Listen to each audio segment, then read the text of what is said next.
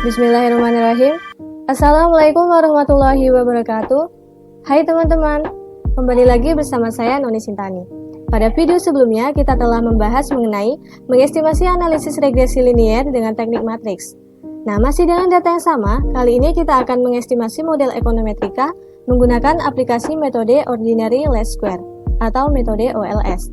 Nah, di sini kita akan menganalisis regresi linier menggunakan metode OLS. Nah, bagaimana caranya? Langsung saja simak video berikut ini.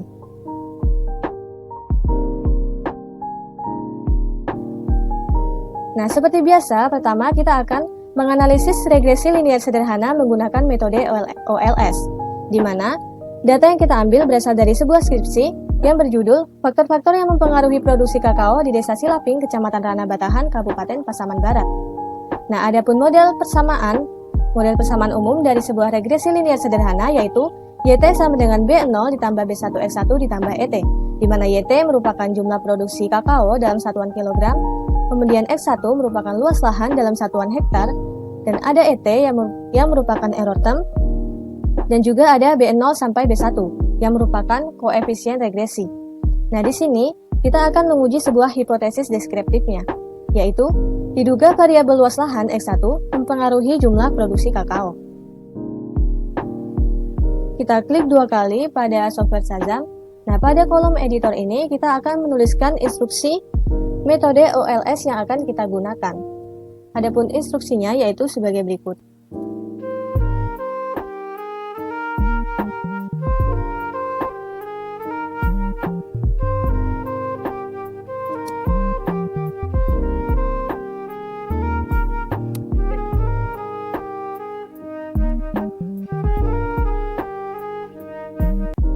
Nah, ini adalah instruksi metode OLS yang telah saya tulis.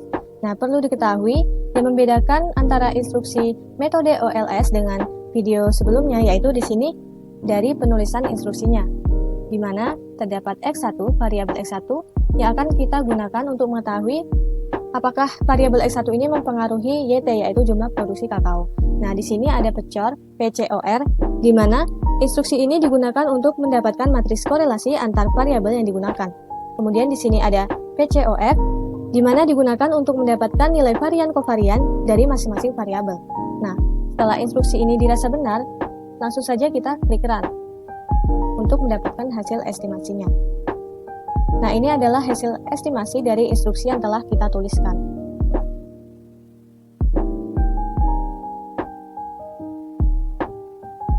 Nah, hasil estimasi ini dan juga instruksinya dapat kita pindahkan, maksud saya dapat kita copy atau kita salin ke dalam Microsoft Word.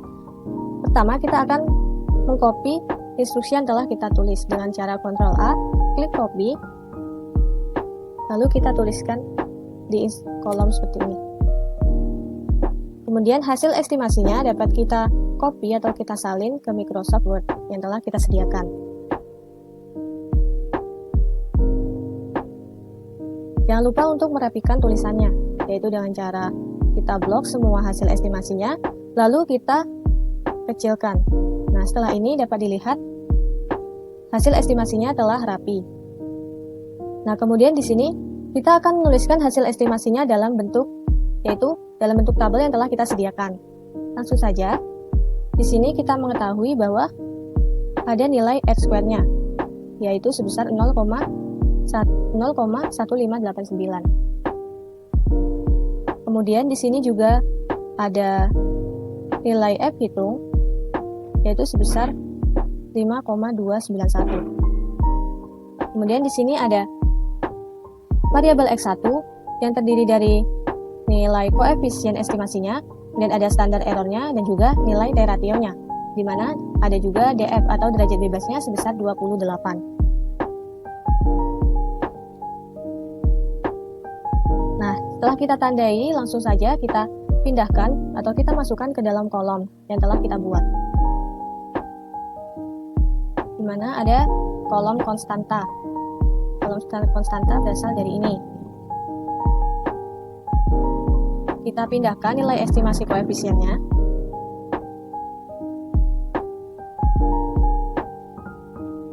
Kemudian di bagian bawah ini kita isi dengan nilai standar errornya, yaitu sebesar 68,93. Kemudian kita dapat mengisi kolom-kolom berikut ini dengan cara yang sama seperti tadi.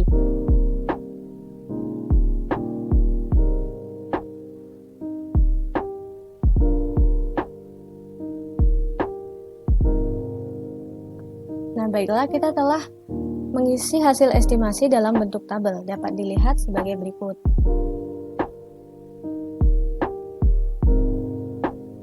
Nah, kemudian perlu kita ketahui di sini ada nilai R square atau R kuadratnya, di mana R square ini sebagai indikator ketepatan model, di mana digunakan untuk mengetahui seberapa tepat model yang kita gunakan untuk menjelaskan variabel independen terhadap variabel dependennya. Dapat kita ketahui di sini bahwa nilai R kuadratnya atau R square yaitu sebesar 0,1589. Artinya, model yang kita gunakan dapat menjelaskan hubungan antara variabel independen terhadap variabel dependennya yaitu sebesar 15,89%. Sedangkan sisanya, model yang kita gunakan tersebut dipengaruhi oleh variabel-variabel lainnya yang tidak kita masukkan ke dalam model, yaitu sebesar 84,11%. Di sini juga ada F hitung.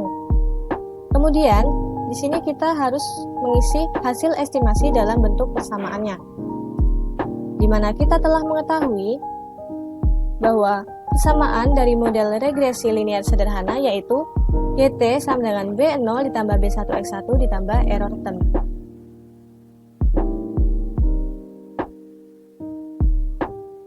Nah, dari persamaan ini langsung saja kita isi nilai-nilai dari masing-masing koefisien, baik koefisien konstanta maupun luas lahannya.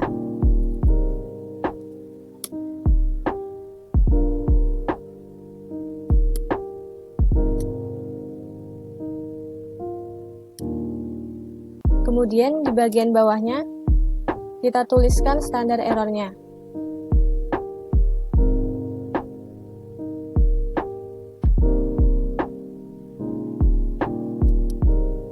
Nah, inilah hasil estimasi dalam bentuk persamaan.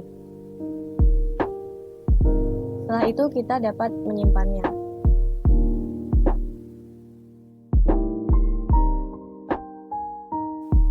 Nah, selanjutnya di sini kita akan menganalisis regresi linear berganda dengan metode OLS, di mana persamaan umumnya yaitu YT sama dengan B0 ditambah B1X1 ditambah B2X2 ditambah B3X3 ditambah B4X4 ditambah error term, di mana YT merupakan jumlah produksi kakao dalam kilogram, X1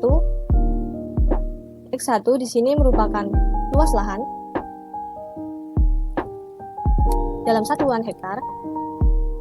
Kemudian X2-nya merupakan jumlah bibit dalam satuan batang, dan X3 merupakan tenaga kerja dalam satuan HOK.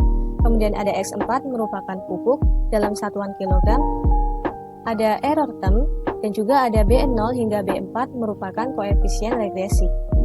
Nah, di sini hipotesis deskriptifnya yaitu diduga variabel luas lahan, jumlah bibit, tenaga kerja, dan juga pupuk mempengaruhi jumlah produksi kakao. Nah, untuk mengetahui apakah hipotesis ini benar, langsung saja kita membuka Shazam-nya kembali. Dari instruksi ini, kita akan mengubah di bagian instruksi keempat, di mana kita menuliskan semua variabel yang akan kita gunakan. Nah, dapat diketahui bahwa pada regresi linear berganda ini kita menggunakan semua variabel, sehingga setelah dirasa benar, kita dapat klik run untuk mengetahui hasil estimasinya. Nah, ini adalah hasil estimasi dari instruksi regresi linear berganda.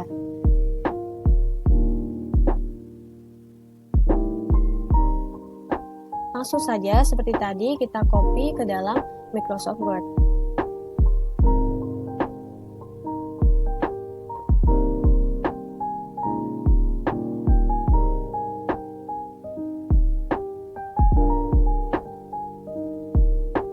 Nah, ini telah kita copy. Kemudian kita mengetahui ada nilai R square.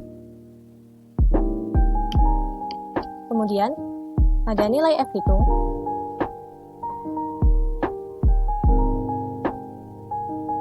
Ada nilai koefisien dari masing-masing variabel X1 hingga konstantanya.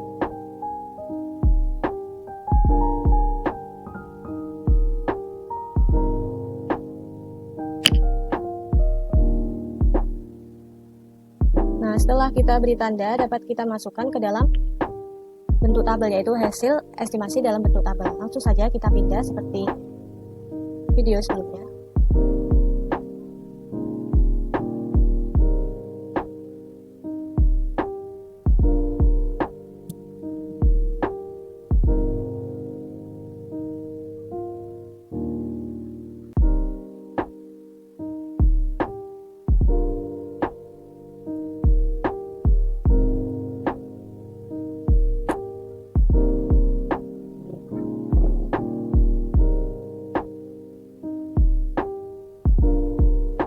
Nah, ini telah kita salin nilai-nilai dari masing-masing koefisien konstanta dari variabel X1 hingga variabel X4.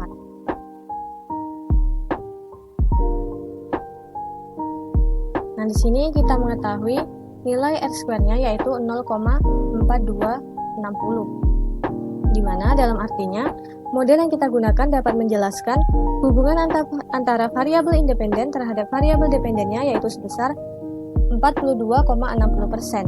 Sedangkan sisanya yaitu model yang kita gunakan tersebut dipengaruhi oleh variabel-variabel lainnya yang tidak kita masukkan ke dalam model, yaitu sebesar 57,40%. Nah, selanjutnya kita dapat mengisi hasil estimasi dalam bentuk persamaan, di mana kita ketahui model persamaan dari analisis regresi linier berganda yaitu YT sama dengan B0 ditambah B1X1 ditambah B2X2 ditambah B3X3 ditambah B4X4 ditambah error term.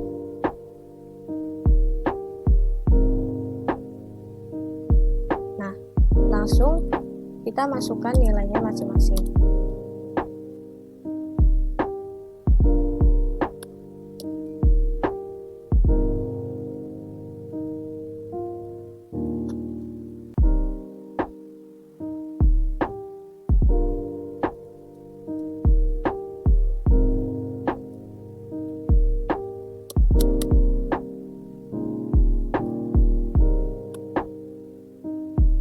Nah, setelah itu kita dapat menuliskan standar error dari masing-masing konstanta maupun variabel X1 hingga variabel X4-nya.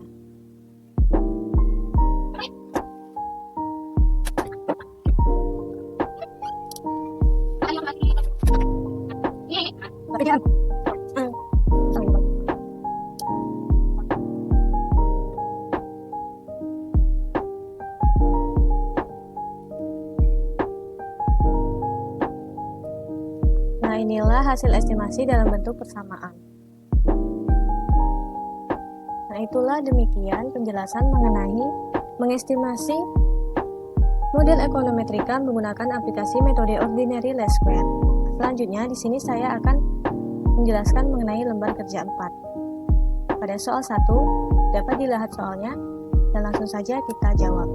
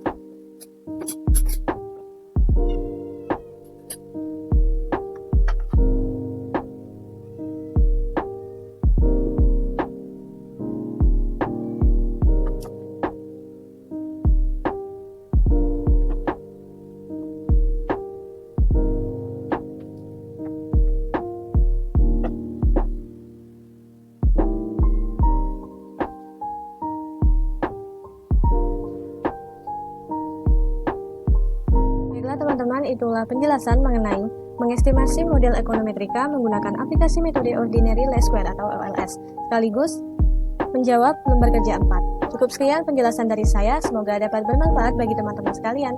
Jangan lupa dipraktekkan di rumah ya. Sekian, wassalamualaikum warahmatullahi wabarakatuh.